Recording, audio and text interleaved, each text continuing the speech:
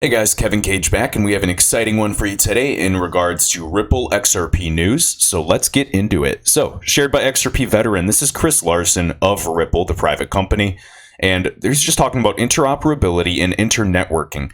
And it's overall just discussing the ILP, the Interledger Protocol, which will create the Internet of Value.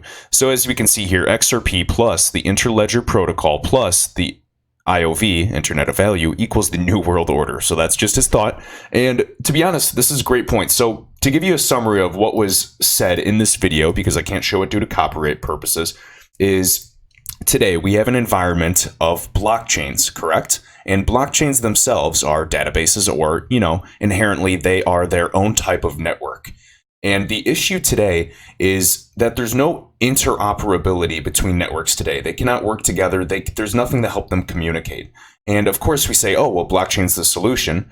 However, blockchain cannot solve this problem alone. It can help with transactions, a public ledger, immutability, and then using cryptocurrencies on top of that, it can help transfer value.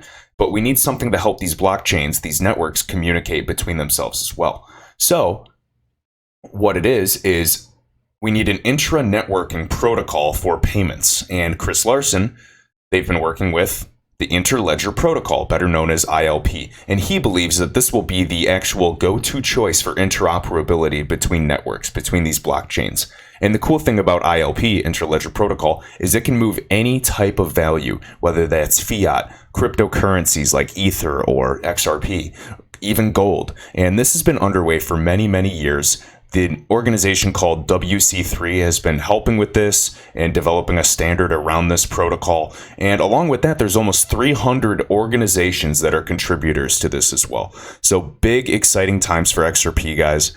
This video was just, posted on the 15th, so yesterday. And it's very, very big. So now this guy right here on Twitter says XRP isn't going to be bridging any digital assets because Interledger Protocol. Tell me why I'm wrong, Galgatron. And he does. He explains why he's incorrect and XRP will be used. The Interledger Protocol is a communication layer only. It still depends upon a cryptocurrency to move value. Thus, it can use XRP to bridge between currencies, which it will when no cheaper path exists. Think of Interledger Protocol as connecting a bunch of mini exchanges. And I always love Galgatron. He's very blunt, but he tells it how it is.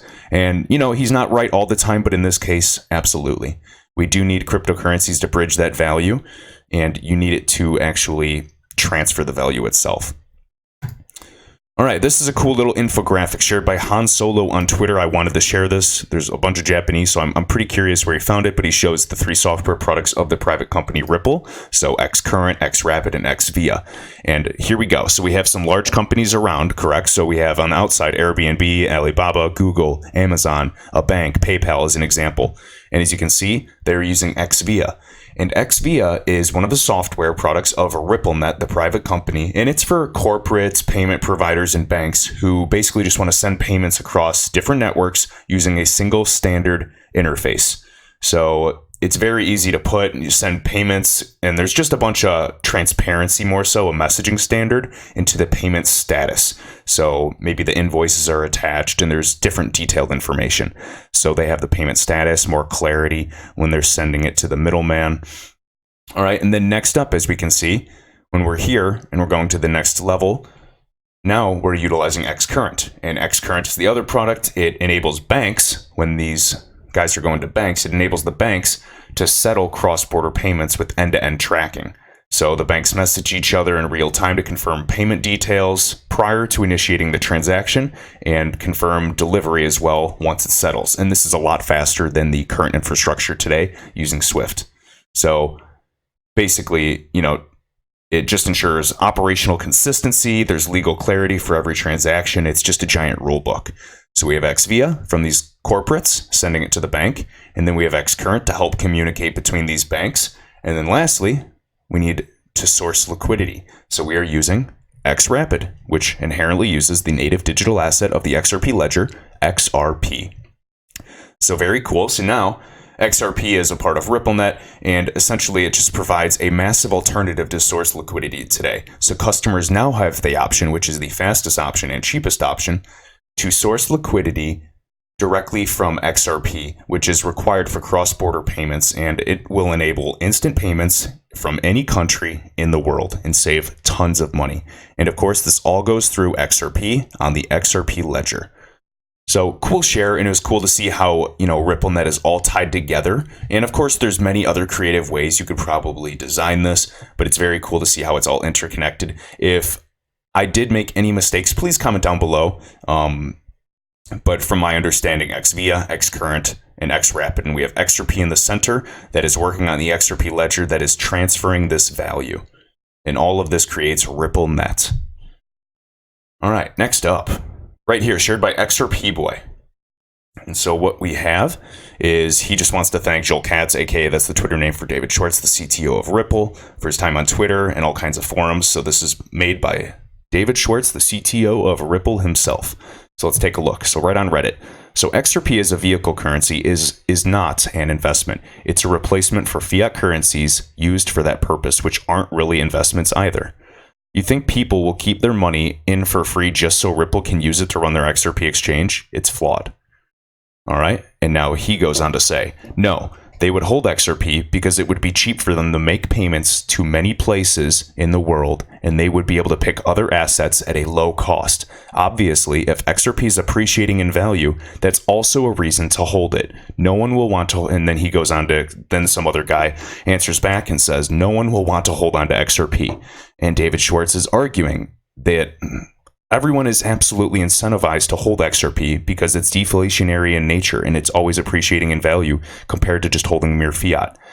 So again, he says, just like nobody wants to hold fiat currencies in Nostro accounts today, but they do it, often at costs of 5% a year or so, because it allows them to make quick payments. The assets they hold today typically only let them make quick, cheap payments in one corridor. There's limited options, and that's why Ripple, using XRapid, will be able to open up and light up so many other corridors, some of the smaller players, these emerging markets that don't have to go through the, always the Euro and USD or USD and JPY. They can go through other corridors. They can go right from the Philippine peso to the Singaporean dollar and allow these guys better efficiency and save them money as well. These smaller payment providers, instead of just the tier 1 banks profiting off everybody like a giant pyramid.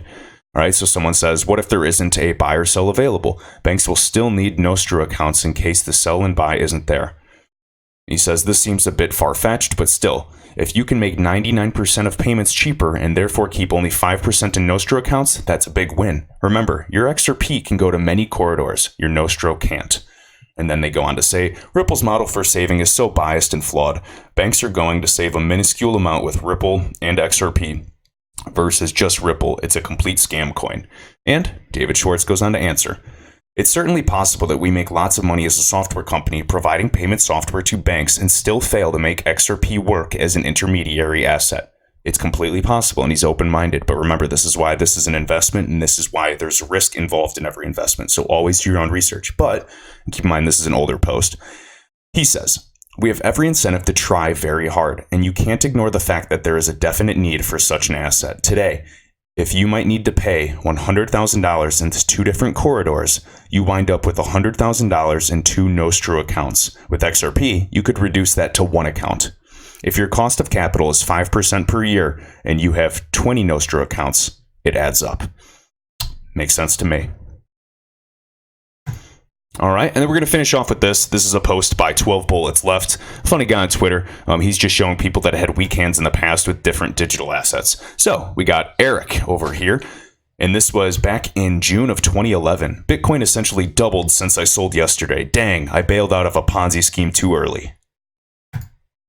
Another guy, Tom Randolph, and I'm sorry for showing you guys the Twitter name. They probably changed their Twitter name already because they got made fun of. But anyways, well, Bitcoin is stabilized at almost exactly $14 a coin. I'm tired of waiting for any jumps, so I'm taking the loss and getting my cash back.